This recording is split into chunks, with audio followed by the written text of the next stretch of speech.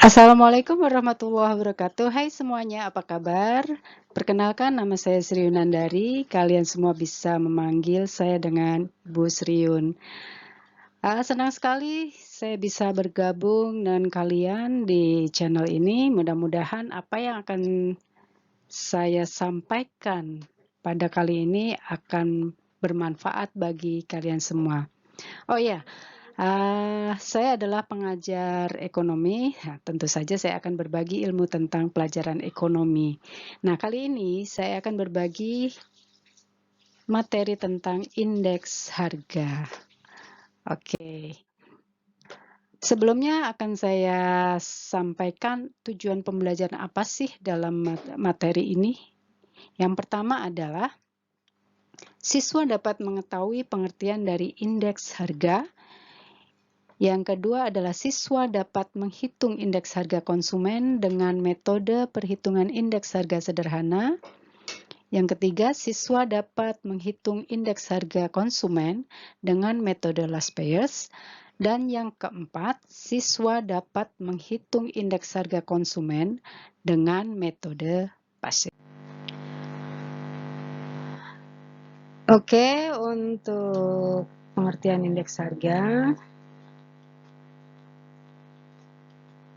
adalah suatu ukuran statistik untuk menyatakan perubahan-perubahan harga yang terjadi dari satu periode ke periode lainnya. Misalkan adalah periode bulan Oktober ke bulan November. Nah, kalau kita berbicara tentang indeks harga, itu tidak lepas dari yang namanya inflasi. Nah, inflasi ini merupakan permasalahan perekonomian dalam bidang moneter, di mana di setiap negara itu pasti akan mengalami, baik itu negara yang maju ataupun negara yang sedang berkembang. Nah, hal ini yang membedakan adalah tingkat inflasinya. Nah, biasanya untuk negara-negara yang sudah maju, contohnya adalah negara Jepang, negara Amerika Serikat, dan juga negara Korea Selatan, itu tingkat inflasinya lebih rendah jika dibandingkan dengan negara-negara yang sedang berkembang. Nah, bicara tentang inflasi, pengertian inflasi itu terkadang kita menjumpai antara satu buku dengan buku yang lainnya itu berbeda. Konteks kalimatnya itu berbeda. Tetapi kalau kita pahami, inti dari pengertian tersebut itu adalah sama, yaitu sama-sama menjelaskan tentang kenaikan harga barang-barang kebutuhan pokok masyarakat yang secara terus-menerus atau berulang-ulang. Nah, biasanya ini dalam waktu yang cukup panjang. Jadi pada intinya antara buku satu dengan yang lain itu sama saja, cuma beda kalimatnya. Jadi kalian jangan bingung ya kalau menemukan, loh kok buku yang ini pengertiannya seperti ini, buku yang itu kok pengertiannya seperti itu. Ya, nggak perlu bingung. Kalian ambil intinya saja ya, inti dari pengertian inflasi tersebut. Oke. Sekarang apa kaitannya antara inflasi dengan indeks harga? Nah, indeks harga ini dibutuhkan untuk mengetahui laju inflasi. Nah, laju inflasi itu apa?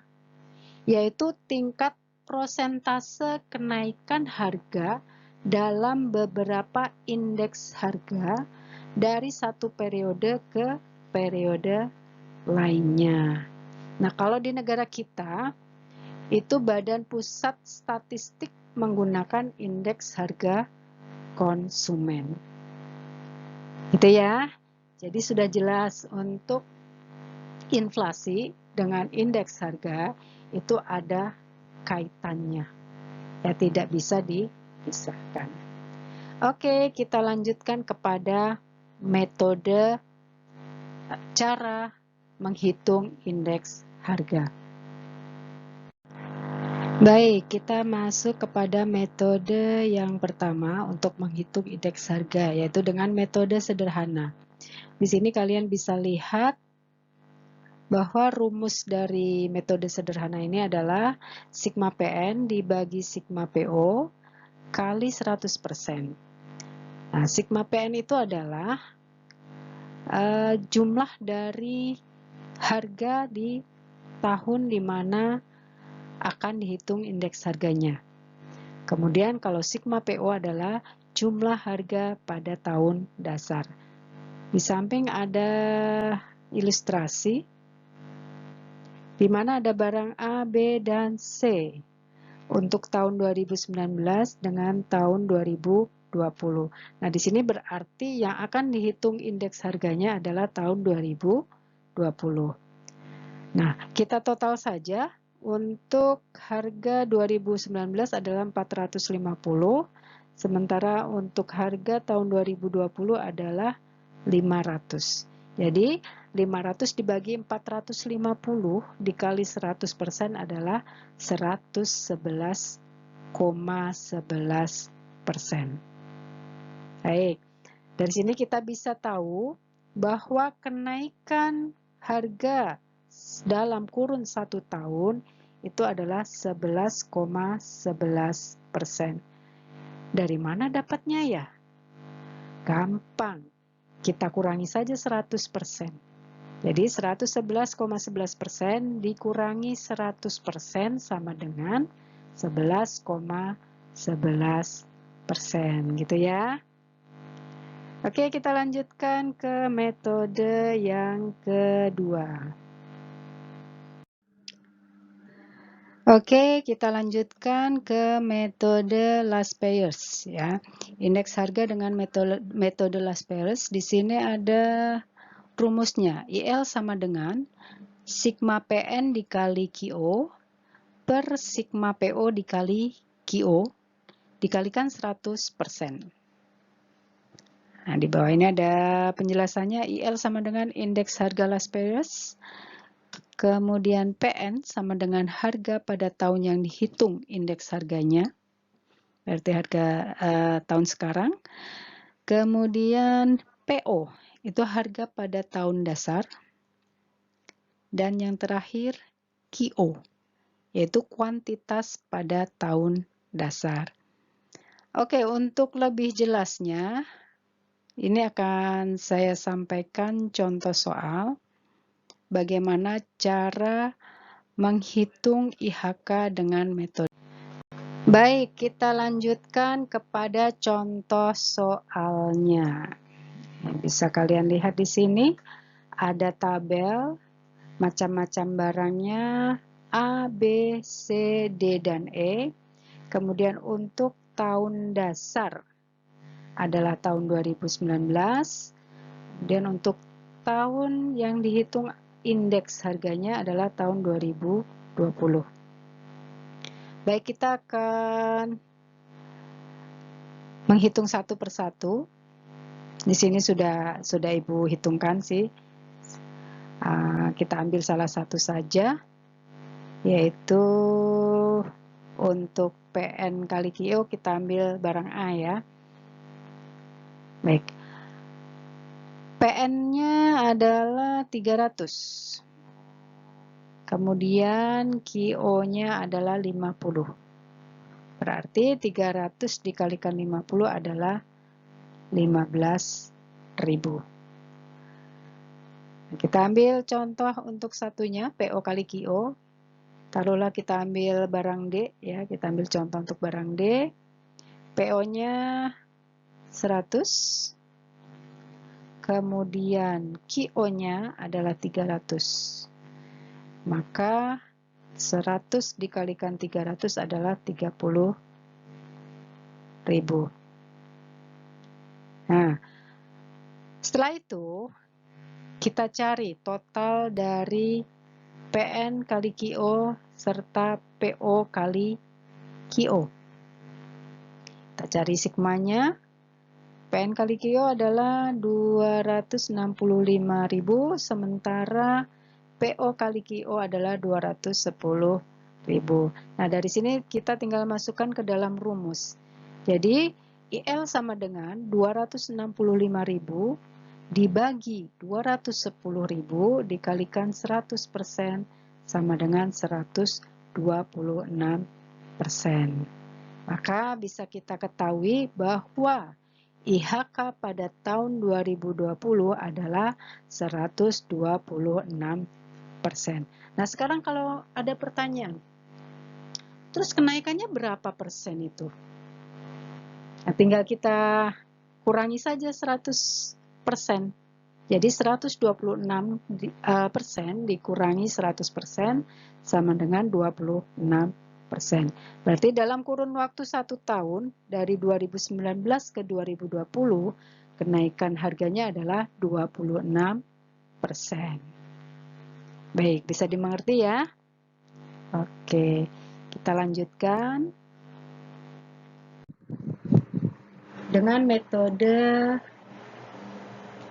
PASE, ya, indeks harga dengan metode PASE.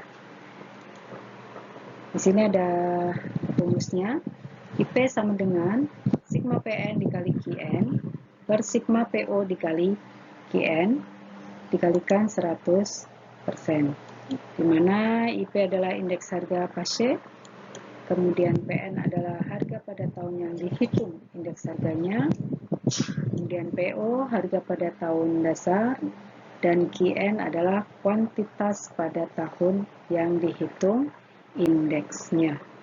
Ya. Selanjutnya, baik, kita masuk pada contoh soal.